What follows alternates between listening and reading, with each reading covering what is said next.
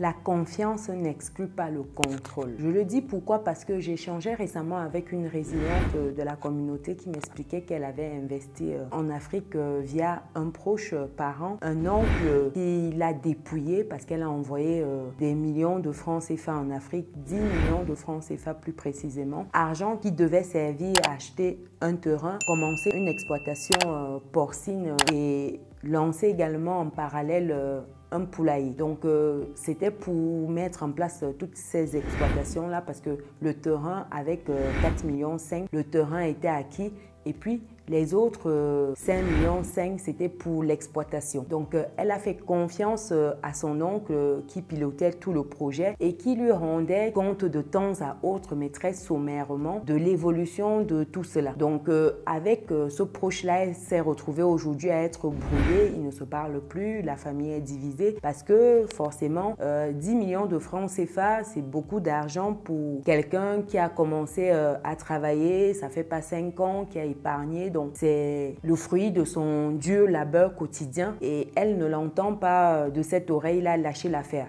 Et forcément, la famille se divise parce qu'il y a d'autres qui lui conseillent de laisser tomber et d'autres qui disent ben non, il ne faut pas lâcher l'affaire. Aujourd'hui, avec la famille, elle voudrait simplement que son argent lui soit restitué. Mais sauf que vous vous doutez bien que le tonton en question n'a plus les 10 millions de francs CFA. Il a fait sa vie avec, il a enjoy, comme on dit vulgairement ici, il a vraiment plus un rond.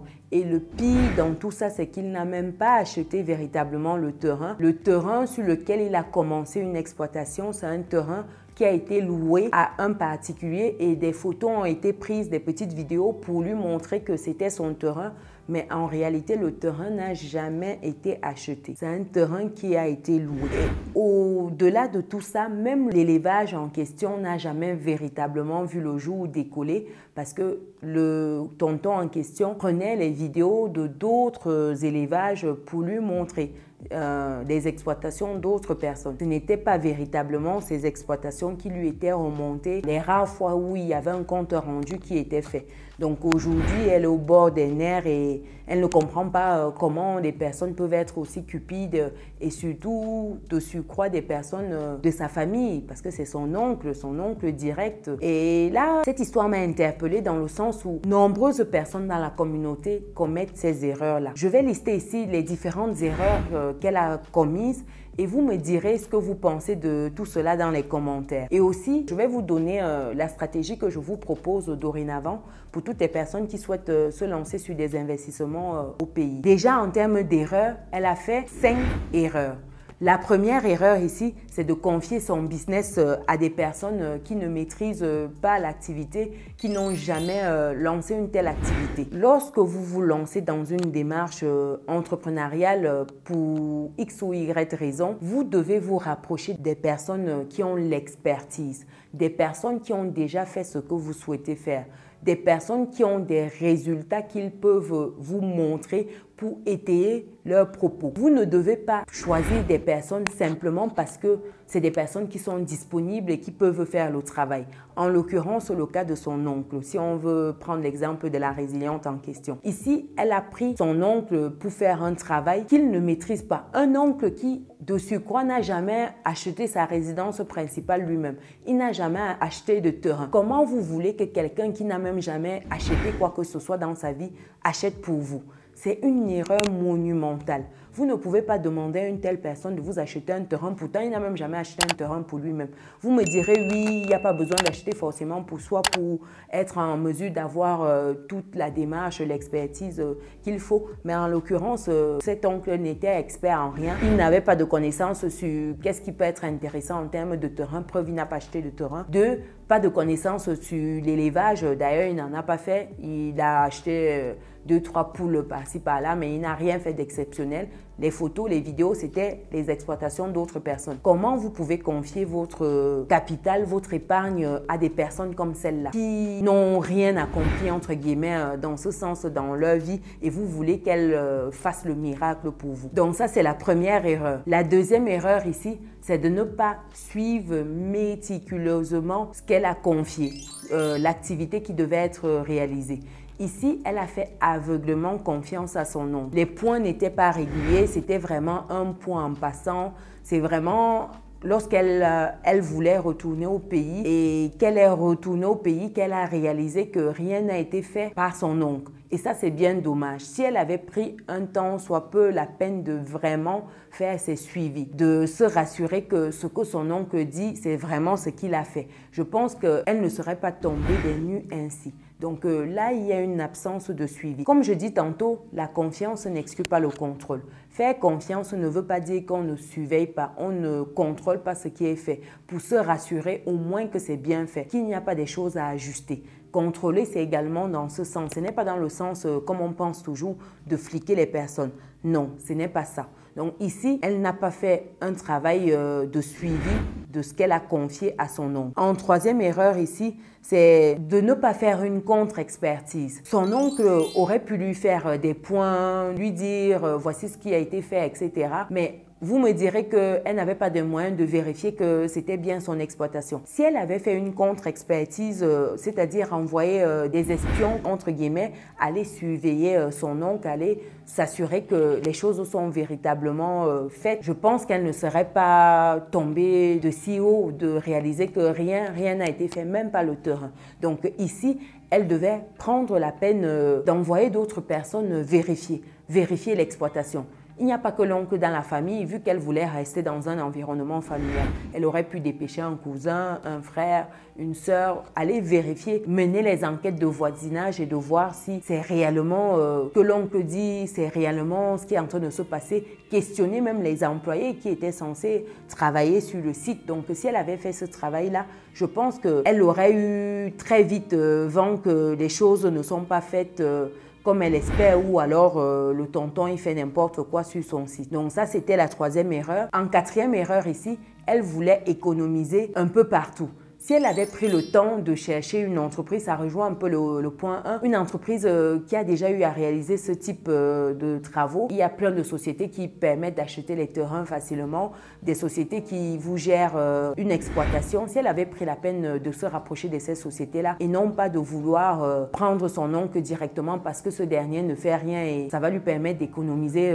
quelques euros, quelques francs CFA, je pense qu'elle ne serait pas tombée dans ce piège-là. Donc ici, c'est de prendre la peine de ne pas se limiter à l'aspect économique, de voir au-delà de ça. Certes, tu penses que tu fais une économie de quelques francs CFA ou quelques euros. Finalement, ça s'avère être une fausse économie. En termes de cinquième erreur qui est ici, c'est de mélanger les sentiments et le business. Elle est allée sur son oncle parce qu'elle affectionne beaucoup cet oncle-là et vu qu'il ne faisait rien, entre guillemets, ben, c'était pour l'occuper un peu et pour qu'il ne reste pas à la maison, comme on dit. Aujourd'hui, cette affection-là lui coûte cher parce que rien n'a été fait. J'insiste encore là-dessus.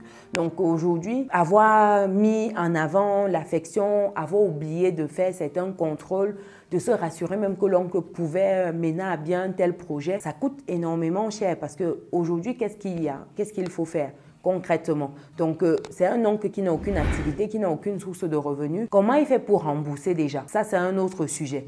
Mais quoi qu'il en soit, voilà 5 erreurs basiques qui ont été toutes validées par la résilience. Dites-moi dans les commentaires si vous voyez d'autres erreurs ou si vous voyez d'autres manières de se prémunir de ces résultats-là, j'ai envie de dire. Parce que malheureusement, personne n'aimerait se retrouver dans un cas de figure où il envoie 10 millions de francs CFA et rien n'est fait. Mais rien du tout. Il y a de quoi être choqué, il y a de quoi vouloir tout casser, de tout diviser la famille et basta quoi. Donc voilà un peu la situation de la résilience. Comme je disais en début de vidéo, pour toutes les personnes qui souhaitent investir sur le continent, qui souhaitent se lancer dans une activité, vous avez la possibilité de vous faire accompagner. Prenez le temps de vous faire accompagner, de prendre l'expertise sur place, de vous rapprocher des personnes qui maîtrisent le secteur. Parlant de cela, pour toutes les personnes qui souhaitent aujourd'hui se lancer dans l'activité immobilière au pays, vous avez la possibilité de vous rapprocher de mes équipes et moi pour qu'on vous accompagne dans votre process, qu'on vous accompagne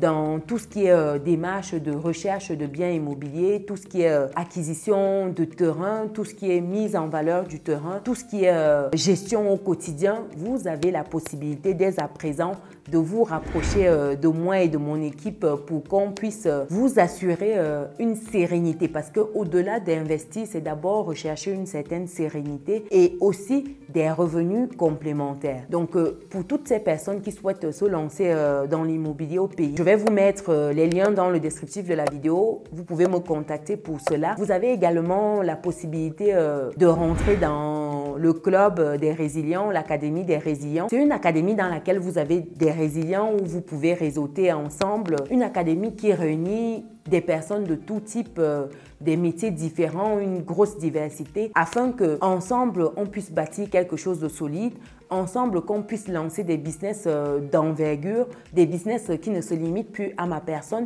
mais à la communauté des résilients. Nous pourrons ainsi aller sur des projets plus conséquents, mobiliser des capitaux plus conséquents afin de concrétiser certaines choses que je n'aurais pas pu peut-être toute seule ou vous tout seul. Donc l'idée de la communauté des résilients, du club des résilients, c'est de fédérer les forces, d'aller sur des projets vraiment plus conséquents et surtout de partager les bonnes pratiques business, de partager des idées business, des stratégies business lors des lives privés. Donc, pour toutes les personnes qui souhaitent rentrer dans l'Académie des résilients, vous avez le lien dans le descriptif de la vidéo.